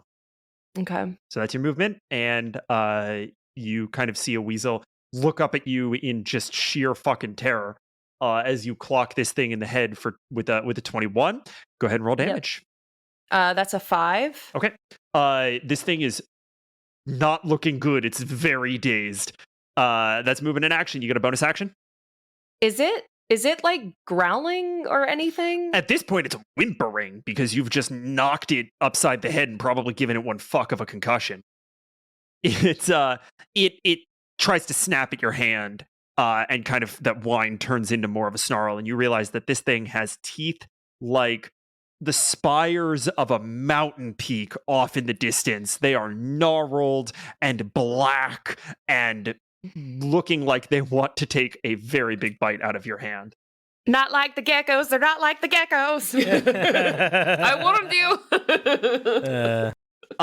You all see one that looks as if it has a dart in its shoulder, slink to the ground, and it is going to try to make an end run around Harissa and Isaac. And you are both going to get to take an attack of opportunity as it heads straight for Carl. No, it fucking doesn't. Not on my watch. I am not gonna take that. Okay. But am I close enough to Carl? My question. You're pretty much right in front of Carl, I'll say. Okay. Yeah, I'm not gonna take the opportunity. Okay. I shall. 17? Yeah, 17 hits. Great. Go ahead and roll that damage. 4. So this weasel is going to attack Carl. So that is definitely going to hit. Interception. I take a D10 and add my proficiency bonus and then subtract that from whatever damage this was. Roll it. Only 1, so that's 3 damage that I stopped. That's okay, because then only 2 gets passed on to Carl as you use your shield to knock this thing in the hind haunch and just keep it from getting its teeth all the way in. And nasty rat bastard. Guard. It is your turn, and you see that the remaining weasels that are in front of you look terrified of you. Okay. So I think that what I'm going to do is I'm just going to grab one of the weasels that's in front of me that's cowering, try to pick it up, and I'm going to hold it up in the air over my head. And, well, actually, let me see if I can pick it up first. I'm going to try to grapple it. Grapple, yeah. Is this what you want? Death? You chose death. That is a 20 on my athletics check to grapple. That is a 15 acrobatics to break, so it is well grappled. All right, so I'm going to pick it up, and I'm just going to hold it up, and as loudly as I can, I'm going to make that same growling noise. And I think that's what I'm going to do. I guess I'll get out of the tree if they seem like they're scampering out of the tree, but if they're still coming at me, I'll be defensive. I will say that if you don't do or take damage this round, you're going to come out of rage. Then I'm going to jump out of the tree. Okay. You're going to take 20. You said I'll take a little bit of falling damage? Yeah. What is that, 1d6? Yeah, and I'll take the weasel with me. Okay. You take the weasel with you. You take 4, have the 2 points of falling damage. All right. And I'm actually not trying to hurt the weasel in that jump down. The weasel's fine. Do you have it by like the scruff? Yeah, that's kind of what I meant. So it's actually that weasel's turn. So it's going to take its full action to try to get the fuck away from you. I will let it run away if it's trying to run away. So as it kind of looks like it wants to run away, you can't quite tell whether or not it looks like it wants to run toward the one trying to get at Carl or just back into the woods. Right? Okay, like then I'm going to hold it until I feel like I'm confident. Yeah. Okay, you get to hold on to it. So that was its action. That's pretty much all it gets to do. The one in the tree just runs away. So it is out of combat. Isaac, you are on top of the one that has some teeth in Carl the boar. Gonna pin. I kind of blocked it before. Gonna try to pin it to a tree real quick and take a chop. That's a 7. A 7 misses. You try to pin this thing down and it just worms away. from you, and actually I think it kind of gets onto your axe and is just like shooting up the handle now. Harissa, Hello. you have realistically 2 or 3 targets left. You've got one fighting June, one fighting Isaac, and one grappled by Guard. Honestly, the one probably with Isaac is going to have had my attention. So I'm probably going to, I think Harissa's probably going to be more focused on that one. Nat 20. Booyah! Yeah, baby! Let's fucking go. Safra Harissa. Weasels, Pat. Is this what you call a fight? 26. You get to roll. Did you do this with sharpshooter? Yes. Yeah, you did. Yeah, dude. You get to roll the damage of your bow twice. The damage of Hunter's Mark twice. Plus your bonus plus 10. Level 2, Safra Harissa just did 35 damage in a single shot. Holy fucking shit, boys and girls. Yeah. Harissa, you see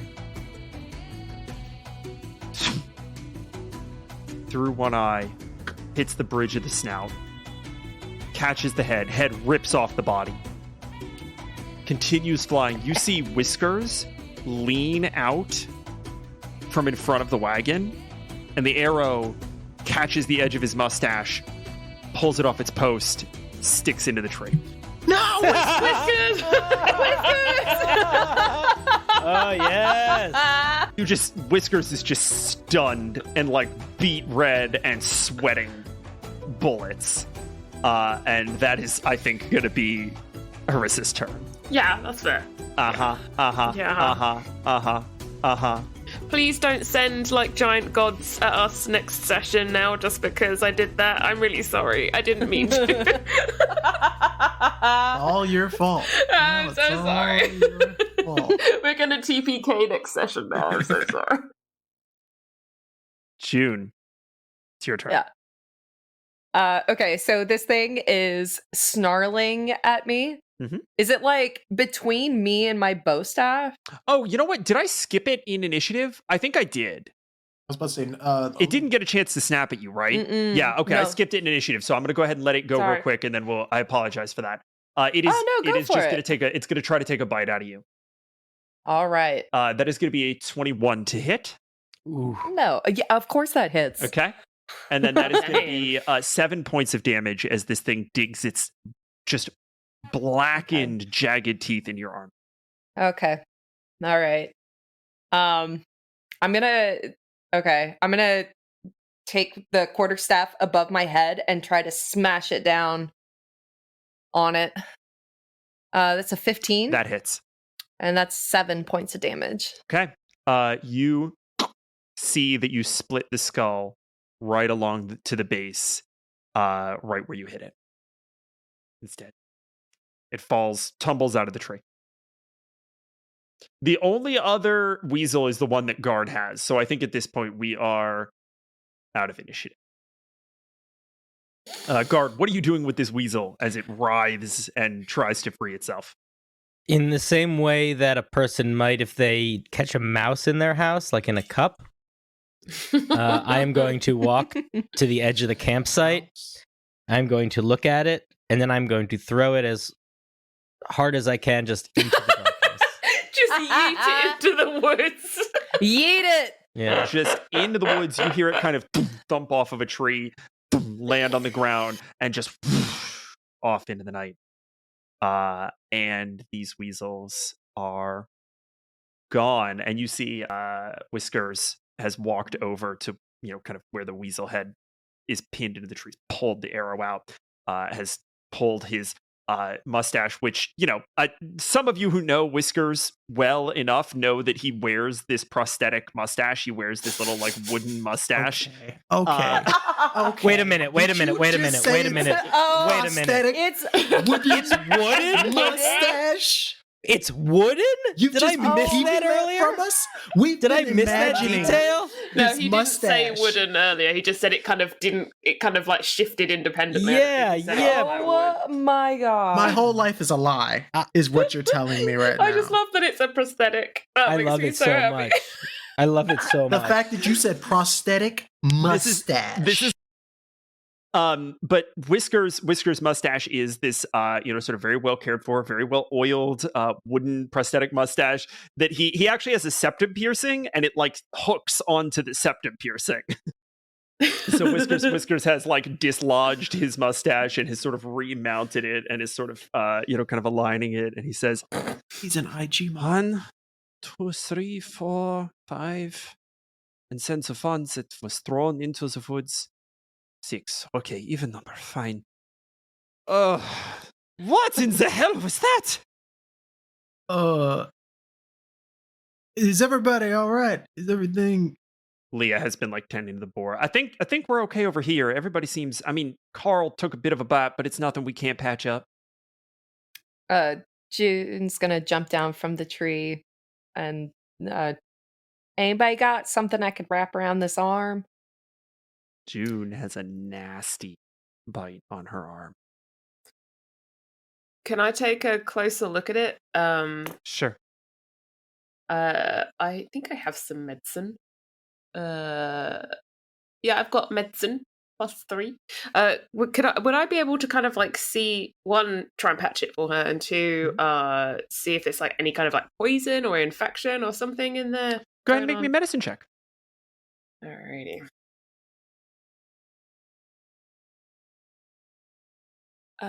16. On a 16, I mean, this was a bite, right? And bites are always a concern. You've been in the field long enough to know sort of what you're looking for. You put a little water on it, you clean it out. You go over with Whiskers and start digging through some of Oz's stuff. You find a little salve, you come back, you apply it, bandage it. No mechanical benefit here, but you ensure that it's not going to, get worse. It's not going to become infected. I was hoping they would have been maybe a little friendly, maybe just curious, but damn, those things, they bite hard. As you say that, you hear some of the boars squeal from behind you, and they get up and they kind of rush to the other side of the clearing. And a vine about 2 feet in diameter starts to slowly inch its way across the forest floor. And you see an elephant python turn the corner and heave itself out of sight, inches at a time. June is dropping everything and going to grab her notebook and get a little closer to draw a picture of this. No. Isaac grabs her. No, I'm gonna try. No. All right, give me athletics versus acrobatics. That's an 18. Yeah, it is. Yeah, mine's at disadvantage. So yeah, you haven't had a long rest. Oh man, Isaac, these rolls. I'm so sorry, my a dude. 6. Yeah, that's... I'll be right back. I gotta. DM, did he touch her at all? Yeah, I think you got a hand on her, and she just whipped out and kind of almost kicked off your thigh and kept running. What am I rolling? Because I want to roll for lay on hands. Give me a luck roll with advantage. Ignore exhaustion. Okay. That's 15. Yes, that is a 15. And on a 15, Isaac, you feel panic leave your hand as June gets her sandal up on your thigh and kicks off to run away. June, you are back to full. June, you have no idea that this has happened. The wound under the bandage has healed, but you don't feel it or notice it. You just kick. You think Isaac is just being a pain.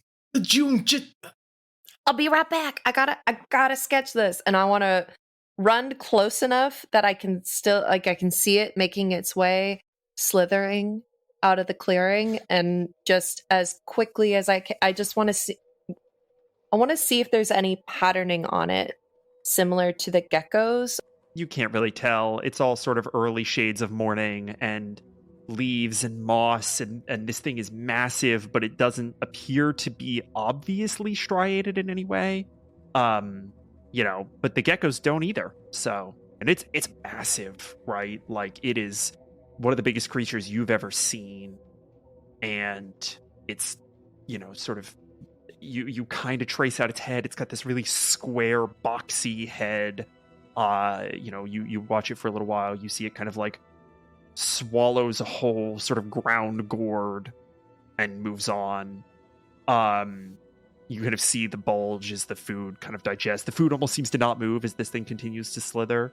And you watch it for a few minutes and, kind of then make your way back to camp. And at this point, it is morning. She runs straight back to Isaac, by the way. While that's going on, or after that's going on, Guard is going to walk around and collect all of the bodies of the weasels. And he is going to walk a little bit away from camp to a location that he hopes that people cannot see him. Oh, Guard, can I go with you? No.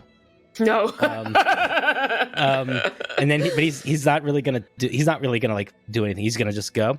And then when he gets far enough away that he feels like they are like not with the camp, he is going to with his bare hands, he is going to like dig a little pit, push all of the bodies into it, and then sort of silently fall to his knees and just put his head down for a little while.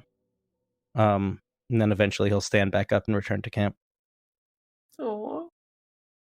I need Isaac to roll me a luck check. Come on. Come on. Ugh. Okay.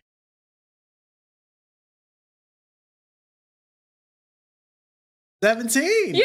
Let's go! That's what I'm talking about, Isaac! The boar seemed determined. Absolutely fucking determined today. Isaac gave even Carl some pats. Yeah. Aww. You are going to have advantage on your survival checks. Yay. Just don't want to roll them. I need everybody to roll me survival checks, please. All right. Let's do it. Okay, that's 1 failure on the board. That's 2 failures on the board. Guys, come on. I can't beat them. Can somebody? That's 27? Nat How's that? 20. How's that? Oh, got a So crit. rough. You don't find a copse today. I got it. Nothing particularly goes wrong. It's just maybe further away than you had expected. Dang it. Now that said, I am going to reward that nat 20. Yay. I'm absolutely going to reward that nat 20 by saying that in the evening, everyone gets the benefit of a long rest. Whoop, whoop. Yay. Oh, sweet. And we are All going these to tired people. quickly move through to the next day. And I think there's an energy to that, right? I think everybody is just like, we have a renewed sense of intent to get the fuck out of these woods faster and get this done, right? And so I think that, there's even, we skip the campfire stories, we're just moving. We're just hoofing it now, right? And so top of the next morning, June, please give me a luck check. A 3. As you all awaken, it is darker than it should be.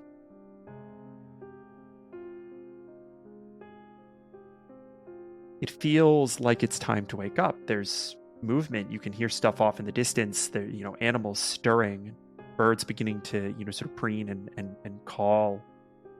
But it's still very dark. And as you all sort of come to and start to realize what's happening, you look up and the canopy is so much more dense than it was yesterday when you decided to make this camp. And I think there's kind of a tense moment where everybody's like, what the fuck is happening? And then you hear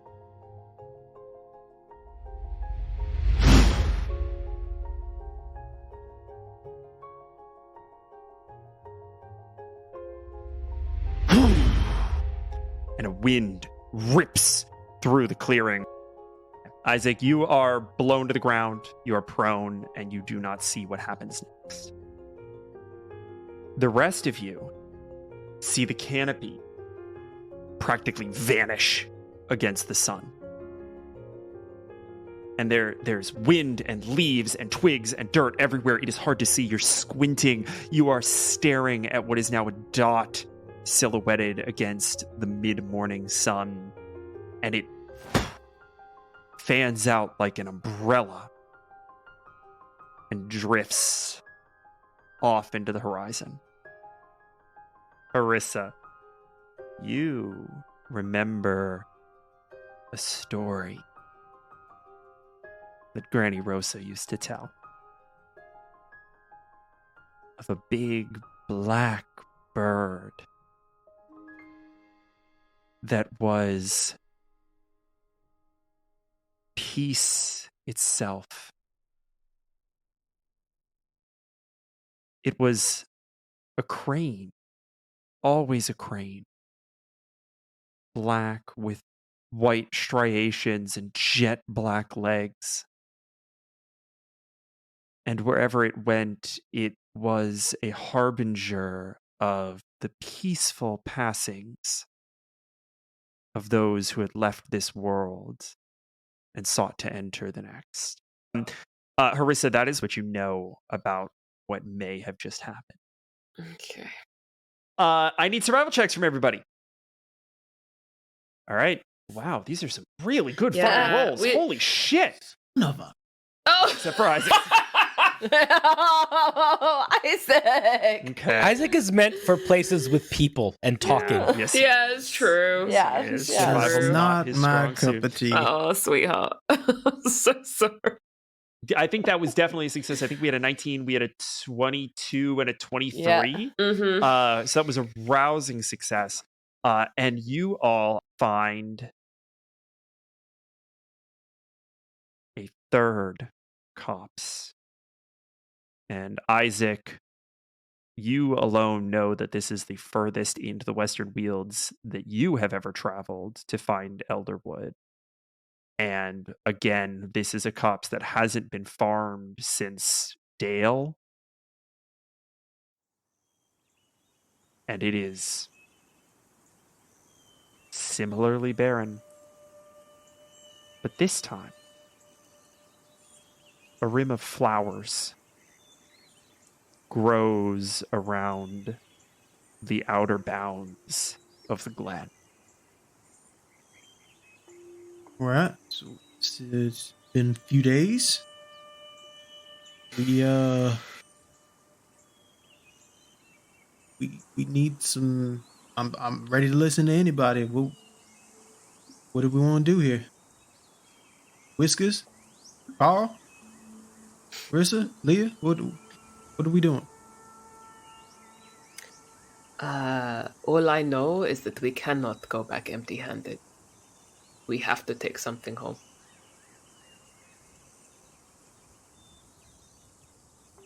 Does Guard recognize the flowers?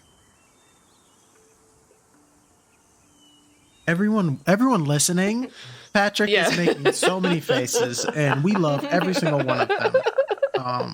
So thank you, Cinder, for making. You fucking might. Go ahead and roll me a perception check. Oh, shit. Yeah, I thought maybe there was. Okay, I don't want to say. Okay. Would these be similar to like what I have seen these in, like my little grove or anything like that? Maybe. Only recently. Not that long after sort of Dale's death, but a while. The flowers god. Yes. I have seen them growing outside of the village more recently, but not before. Here we go. We got some flowers, y'all. All right. Gonna take that as a positive. Got some sort of growth whatsoever. However, still waiting to hear some. What do y'all want to do? What are we doing?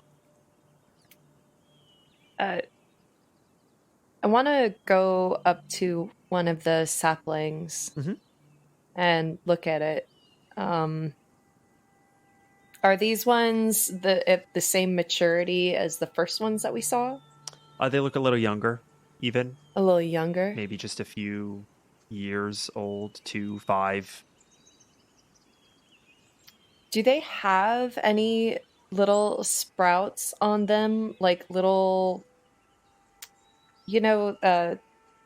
like black walnut trees or like other trees that have the little seed pods that fall? Like, are they mature enough to have those No. yet? They're not. And elderwood are kind of coniferous, right? Like they're kind of analogous to maybe a redwood in our Okay. world. And so it would be probably some time before they start going to seed, and when they do, you would get something actually closer to, well, you know what? Go ahead and roll me a nature check or a survival check. Oh, man. That's a nat one. Okay. On a nat one, you don't actually know how the sort of seed situation works on elderwood trees.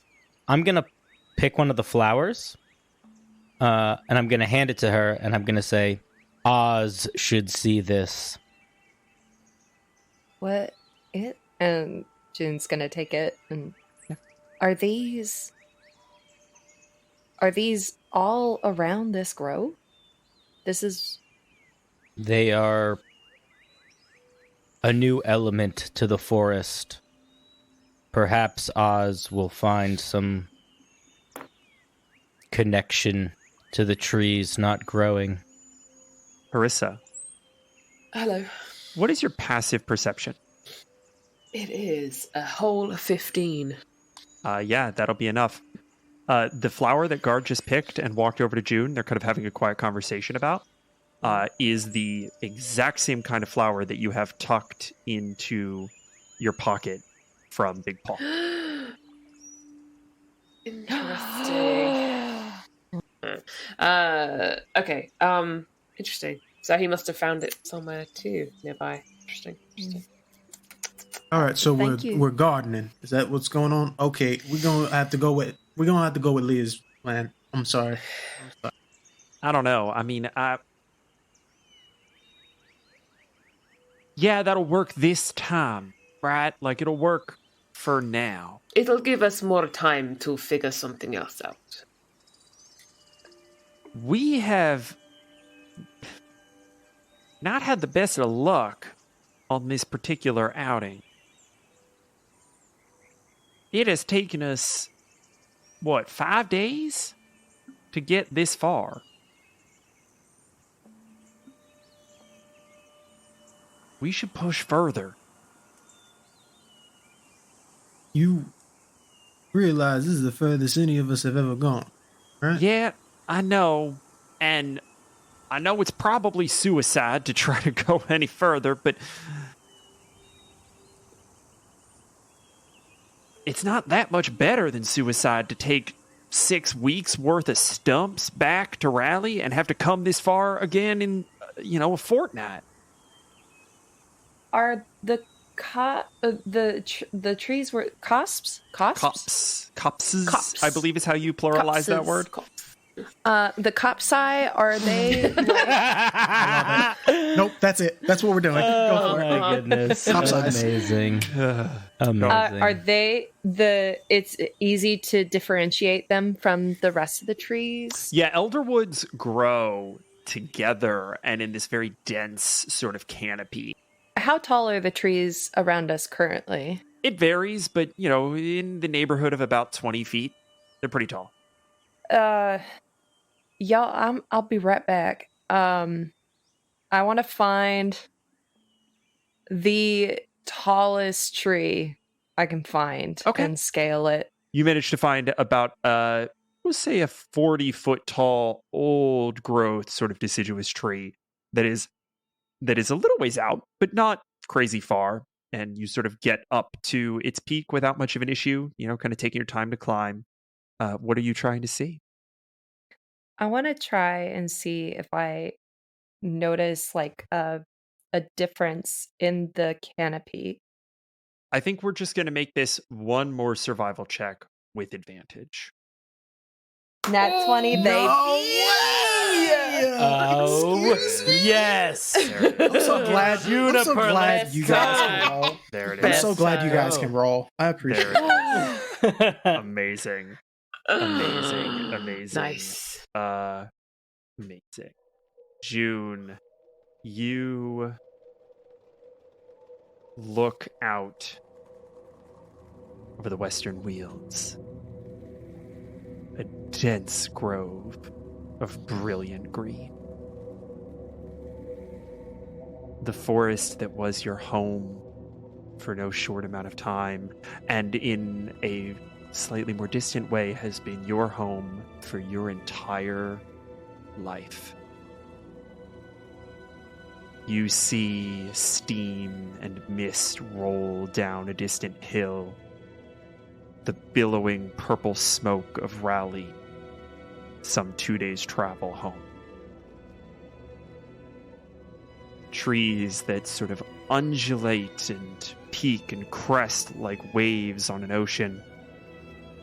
And as the wind pushes through them, that illusion is made even more concrete as the leaves roll.